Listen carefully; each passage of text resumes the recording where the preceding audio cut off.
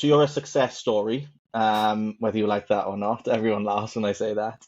Um, where can you manage expectations of people who are going to be aspiring to get into the privacy industry, right? I think it's not going to go away. Data privacy is huge. The data is the new oil, right? And yeah, what in terms of managing expectations, possibly more on the human side, but and professionally. But is there anything that you would pass on to those that are coming through? Yeah, I mean, it's going to be no surprise that when you work in this field, it comes with worry and actually the challenges organizations face, that they're not necessarily unique, but they're not easy challenges to solve. Otherwise, there wouldn't be such a demand for people in our field. Mm, So what would I say the challenges are, or how to manage expectations? It's all about mindset. It's not an easy ride. You're not gonna sail smoothly on the journey to be a CISO or a DPO, but it is those points in your journey that you really learn from. So I think when I got my first, proper job and got accepted onto the graduate scheme, I kind of mm, said in my mind, and it was a real mindset shift of like, right, my 20s are to work hard, play hard, grab every opportunity you can, really see, where you want to take this role, where you kind of land. So um I think that was probably number one mindset.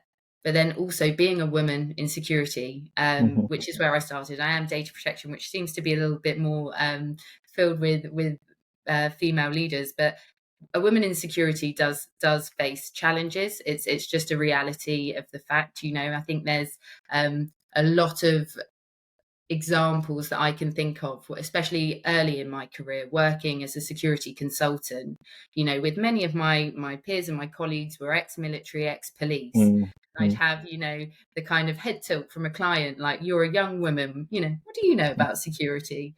And you really need to be able to, I think we've got really amazing opportunity to say, it's not just about being the ex-copper, it's not just about being the techie. Actually, there's a real role for people to empathize, understand business challenges, really try and find pragmatic solutions, think mm, laterally, like have a different skill set. And just because you might not have the experience or the technical background doesn't mean a security or data protection role isn't for you. mm. There's so many skill sets our industry needs.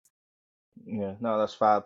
I think the struggle I think a lot of people are having with it is the longevity Yeah. of the journey, and sustaining that appetite, if you like, Yeah. to engage on in the challenges and go through that. Because I think generationally there's obviously, because of social media and because of devices and things like Mhm. that, there's that feedback immediately on things, and you kind of want to progress quite quickly. But I don't think this industry allows for that so much. I think it kind of, you need to have the exposure and the experience in it to have that title. I think the title is more of a sort of an end goal, but the impact along the way is the best part of it, I think, and the exposure possibly. You may disagree with me, feel free to. Yeah, well, no, I don't disagree, Lee, if I'm allowed to say that, but I guess it hasn't been my experience, right? Yeah. Because actually I have been able to progress and take on new challenges and grab things with two arms. And I think there's probably two reasons for that. Number one, having a sponsor in your organization that sees your potential and wants to help you create Mm, those opportunities, but you've got to be hungry for it. Closed mouths don't get fed. hmm, You've got to find those opportunities. You've got to put your hat in the ring. You've got to present your business case. I remember, my first kind of move from analyst to manager was my predecessor left, and I went to my boss and I said, "Don't hire a replacement. Give me 6 months. Let me show you that I can do it."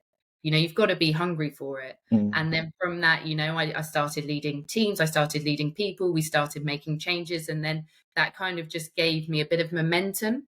hmm, And again, I think that's my approach. I'm very much a social person. I think people can't be an island, especially in our field. You've got to have your confidants, you've got to have the places you vent, you've got to have the places you soundboard, because it's all hmm, about trying to get to the very best solution in, faced with the constraints that you're in. but you can't come up with ideas alone. So it's all about how do you build the team around you that's going to support you on your journey as well. So yes, whilst the title might be the end of the bowling pin, I think it's everyone's personal responsibility, right, to drive their own career. You Mm. can't just sit and let it happen to you. Well, you can. I mean, the Gen Z approach to employment is it's totally thrown the rule book out. Mm. I'm the generation that my parents were very much work as hard as you can.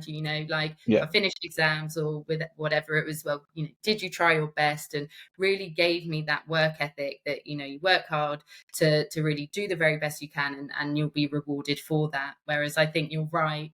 Social media has challenged that. The world of influencers, the world of get rich quick schemes. And don't get me wrong, there are times where I think it is a really long journey. Mm.